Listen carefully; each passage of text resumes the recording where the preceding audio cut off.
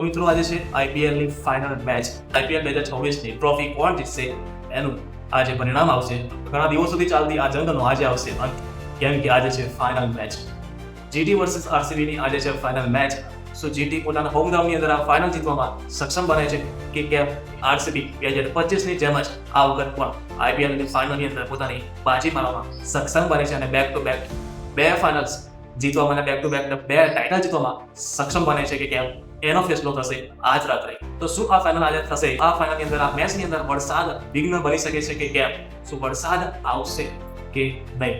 શું વરસાદ આવશે તો પછી આ મેચ થશે કે નહીં? ક્રિકેટ પ્રેક્ષકો અને ક્રિકેટ પ્રેમીઓમાં વધારે દીધી છે ચિંતા કે શું આજે વરસાદ આવશે કે નહીં. આઈએમડી દ્વારા વરસાદની આગાહી તો કરવામાં આવી છે, ગાજવીજ સાથે વરસાદની આગાહી તો કરવામાં આવી છે, પણ ભારે વરસાદની આગાહી નથી થઈ હજુ લગી કે ભારે વરસાદની આગાહી નથી કરવામાં આવી. બસ સામાન્યથી મધ્યમ વરસાદની આગાહી કરવામાં આવી છે. નરેન્દ્ર મોદી સ્ટેડિયમનું આધુનિક ડ્રેનેજ સિસ્ટમ જે મેદાનને 20 થી 30 મિનિટની અંદર જ સૂકવી નાખે છે એટલે વરસાદ આવીને બંધ થઈ જાય તો 20 થી 30 મિનિટની અંદર જ આ રમત છે, જે મેચ છે, એ ફરીથી શરૂ થઈ શકે છે. અને કદાચ શરૂ થવામાં ઘણી વાર લાગી અને મોડું થયું તો શું?